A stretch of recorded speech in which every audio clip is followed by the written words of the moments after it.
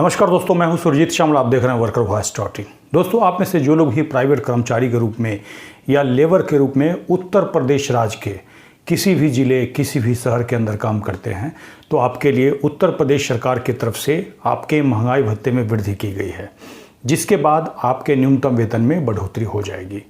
ये बढ़ोतरी कब से होगी, किन के लिए होगी और कितनी होगी, इन सारी बात को न केवल हम जानेंगे, बल्कि अगर उत्तर प्रदेश राज्य के अंदर आप किसी सेंट्रल गवर्नमेंट के किसी भी विभाग, मंत्रालय के अंतर्गत कॉन्ट्रैक्ट वर्कर, आउटसोर्स वर्कर के रूप में भी काम करते हैं, तो आपके लिए अलग एक न्यूनतम वेतन का प्रावधान होता है, उसकी भी जानकारी दूंगा। और साथ ही उसका नोटिफिकेशन का कॉपी आप कहां से लेंगे, उसकी भी पूरी जानकारी के लिए हमारे इस पूरे वीडियो पे बने रहें। तो आइए हम इसको स्टेप बाय स्टेप करके जानते हैं। दोस्तों, सबसे पहले मैं आप सभी लोगों से माफ़ी चाहूँगा कि ये जानकारी आपके लिए काफ़ी देर से लेकर के आया हूँ, लेकिन उम्मीद करूँगा कि आपको सही और सटीक जानकारी दे पाऊँ, जिससे कि एक कम पढ़ा लिखा मजदूर को भी अपने न्यूनतम वेतन की जानकारी हो पाएगी। आपको बता दें कि आप जिस भी विभाग में काम करते हैं, आपका विभाग कोई ना कोई सरकार के अंडर में आता है, चाहे वो स्टेट गवर्नमेंट हो या सेंट्रल गवर्नमेंट। अब हालांकि हम यूपी के अंदर काम करने वाले कर्मचारियों की बात कर रहे हैं, तो यूपी के अंदर जितने भी उद्योग हैं, उसके अंदर अगर आप काम करते हैं कर्मचारी के रूप में, प्राइवेट कर्मचारी के रूप में, तो आपका साल में 2 बार महंगाई भत्ते का नोटिफिकेशन यूपी सरकार के द्वारा जारी किया जाता है। और उसी के तहत अक्टूबर 2023 का महंगाई भत्ते का नोटिफिकेशन जारी किया गया है, जिसके बाद आपके न्यूनतम वेतन में बढ़ोतरी हो जाएगी। न्यूनतम वेतन मतलब कम से कम वो वेतन जो कि आपके मालिक के द्वारा आपको दिया जाना चाहिए, उससे कम वेतन आपको नहीं दिया जा सकता है।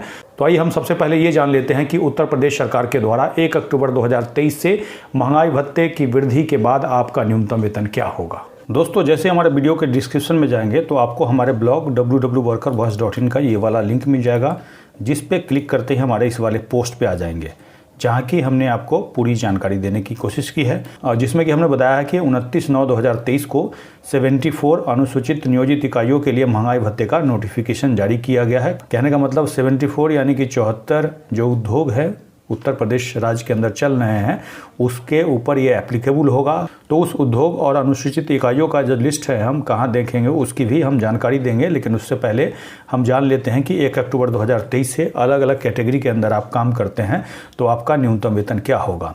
अनस्किल्ड में आप आते हैं तो आपका पर डे का 395 रुपया 19 पैसा और पर मंथ 10,275 रुपया।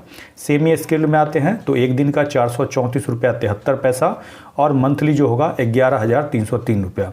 स्किल्ड के अंदर आते हैं तो एक दिन का 486 रुपया 96 पैसा और टोटल जो मंथली है वो 12,661 रुपया। और इस पोस्ट के लास्ट में आप जाएंगे तो इसका नोटिफिकेशन आपको यहाँ से मिल जाएगा, जिसको कि यहाँ पे क्लिक करके डाउनलोड कर सकते हैं। लेकिन ध्यान रहे, आपका जो जीमेल अकाउंट है यहाँ पे लॉगिन होना चाहिए और इसमें पूरी जानकारी हूबहू वही दी हुई है जो हमने बताया है। और साथ ही जैसा कि हमने बताया कि 74 नियोजित इकाई, तो उसके लिए 1 से लेकर के और यहाँ पे 74 तक सारा उद्योग का नाम लिखा हुआ है, जिसके अंदर आप काम करते हैं, तो जो बढ़ा हुआ दर है आपके ऊपर लागू होगा, जिसकी हमने अभी जानकारी दी है। तो दोस्तों, ये तो मैंने आपको उत्तर प्रदेश राज्य के अंदर काम करने वाले प्राइवेट कर्मचारियों और मजदूरों का न्यूनतम वेतन बताया है। अगर 1 अक्टूबर 2023 से इस दर से आपको नहीं दिया जा रहा है तो आप अपने एरिया के लेबर कमिश्नर ऑफिस में लिखित शिकायत कर सकते हैं, और जिस शिकायत में आपको जितना कम वेतन दिया जा रहा है, यानी कि न्यूनतम वेतन का जो दर मैंने बताया है, उससे जितना आपको कम दिया जा रहा है उसके 10 गुने हर जाने की मांग कर सकते। लेकिन ध्यान रहे, इसके लिए आपको लिखित शिकायत देना होगा, और जब भी आप लिखित शिकायत दें उसका रिसीविंग जरूर लें।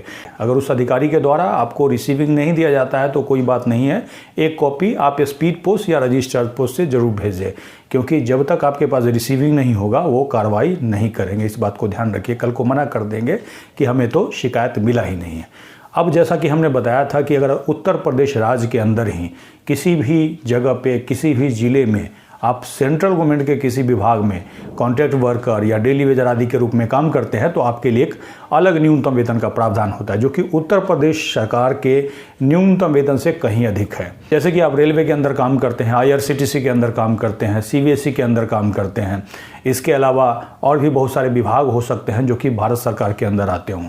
तो ऐसी स्थिति में आपके लिए एक अलग सेंट्रल स्फीयर के न्यूनतम वेतन का प्रावधान है और जिसका जो दर है उत्तर प्रदेश सरकार से कहीं अधिक है, जिसकी हाल ही में हमने जानकारी दी है। अगर आपने हमारे उस वीडियो को नहीं देखा है तो यहाँ पे आई बटन पे क्लिक करके देख सकते हैं, साथ ही मैं नीचे वीडियो के डिस्क्रिप्शन में भी लिंक दे दूंगा। दोस्तों, ये जानकारी आपको कैसी लगी कमेंट्स में लिख करके जरूर बताइएगा और आप जिस भी राज्य से हमें देख रहे हैं एक बार अपने राज्य का नाम लिखिएगा और अधिक से अधिक जो लोग भी लिखेंगे मैं कोशिश करूंगा आपके राज्य के भी न्यूनतम वेतन की जानकारी देने की। अगर आप हमें फेसबुक पे देख रहे हैं तो पेज को लाइक करेंगे, यूट्यूब पे देख रहे हैं तो चैनल को सब्सक्राइब करेंगे, वीडियो को अधिक से अधिक शेयर करेंगे ताकि अधिक से अधिक साथियों तक ये जानकारी पहुंच पाए। इसके साथ ही विदा लेता हूं, जल्द ही एक नई जानकारी के साथ मिलते हैं। धन्यवाद।